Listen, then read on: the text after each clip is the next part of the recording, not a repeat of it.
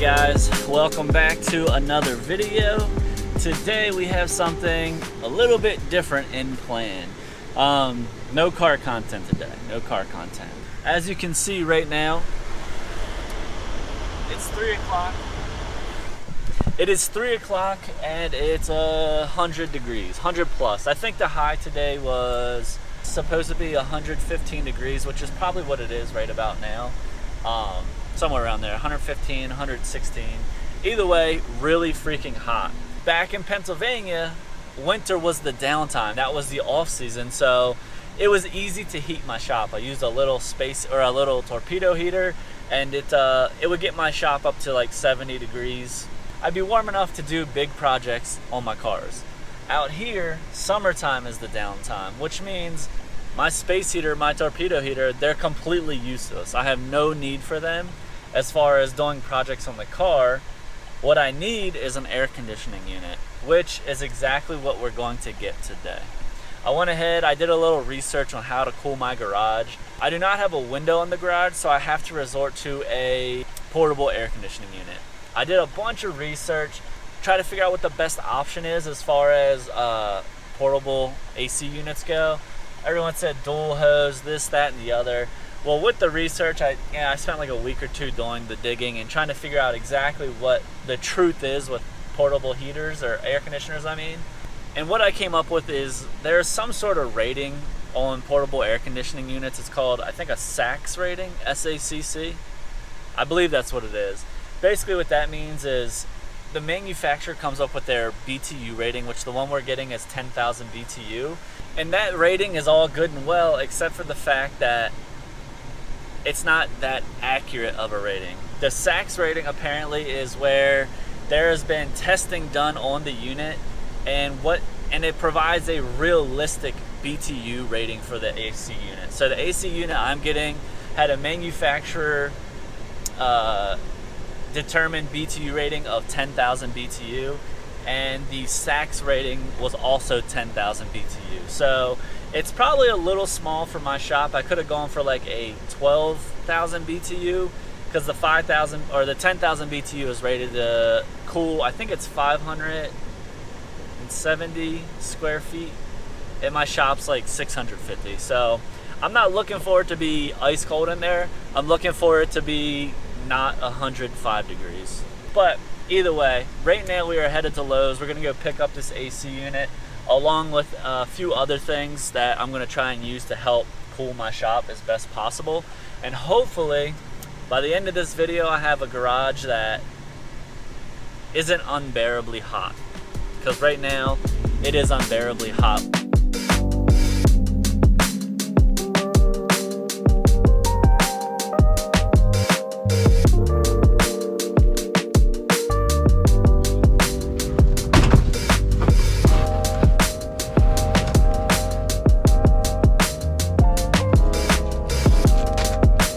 That AC unit, way heavier than I thought it was going to be.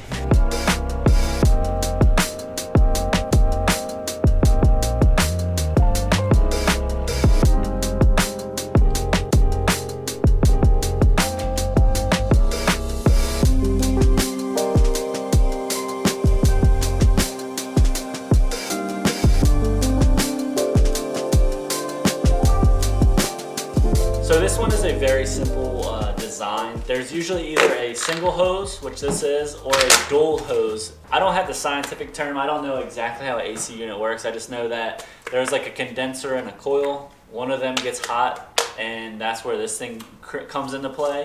So the fan blowing across the condenser or the coil blows the hot air outside.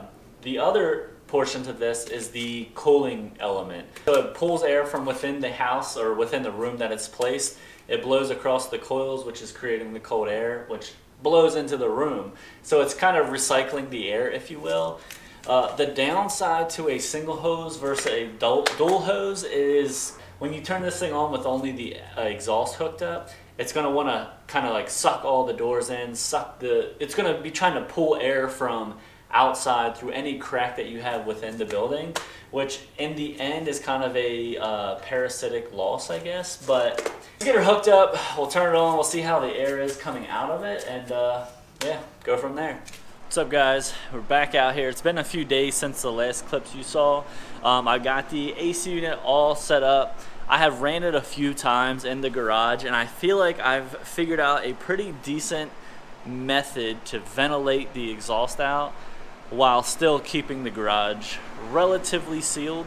So in the garage right now, it is approximately 100 degrees, 99. We're gonna call it 100 degrees at 25% humidity. It's actually not bad for Las Vegas in July. The AC unit is on.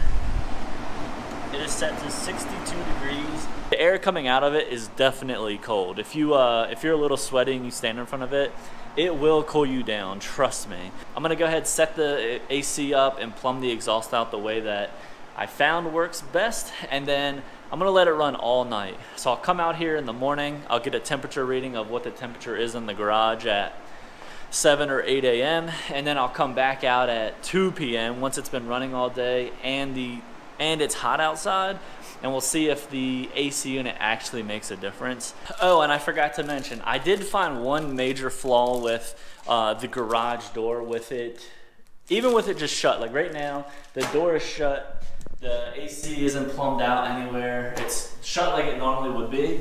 Well, I found out that on the sides here, there's gaps. Like that's maybe a 1/4 inch gap or so, which is letting heat in or cold air out. So what I went ahead and bought to try and combat that is just some foam window seal.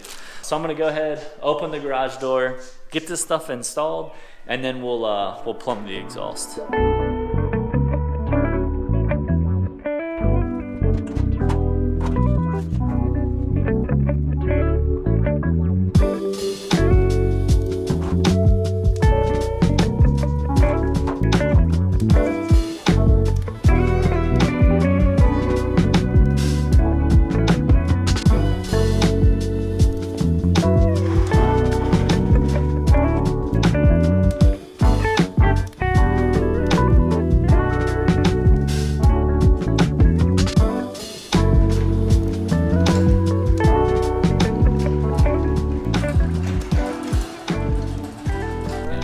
See, it is sealed almost perfectly on the bottom. There's one little spot right there with light coming through, and I confirmed on the side here that there is little to no light coming through, except for at the very top, which makes sense because the door is like I don't know, an inch from being completely shut, only because that's how I run the exhaust. It's a simple wedge this down beneath the door, and yeah, it should be perfect. The top is still a little open. There's like maybe a 1/2 inch to 3/4 of an inch gap there. I haven't figured out how I'm gonna seal that off yet. But for the time being, it should be perfect enough for me to at least get a temperature difference. I know in the future when I seal the top, it might make a, I don't know, 5-degree difference. I don't see it being much more than that, but I don't know. Only time will tell. I'm gonna go ahead, I'm gonna fire up the AC, and then tomorrow morning we'll come back down here, and one of the things run all night and the temperature outside is actually dropped. We'll get a temperature reading inside this room, which currently it's 98 degrees. This thing running, I'll have it set to 62 degrees, and we'll see what the temperature is in the morning, and then we'll see what the temperature is tomorrow afternoon at the hottest point of the day. So I'll see you guys in the morning. What's up, guys? It is the next morning now. Currently in the garage, it is 82 degrees, and it's about 8:30 in the morning. AC's been running all night. It's been set to 62, so clearly it didn't get it down to 62 in here, but I gotta go run some errands. I will come back here, maybe say 1 or 2 o'clock, and we'll confirm, see what kind of temperature difference there really is between outside and inside. All right, guys, so it has been a few hours, maybe a little more than a few. It is currently 5 o'clock in the afternoon. So the high for today was 106. It is currently 105 degrees. All right, so 105 degrees.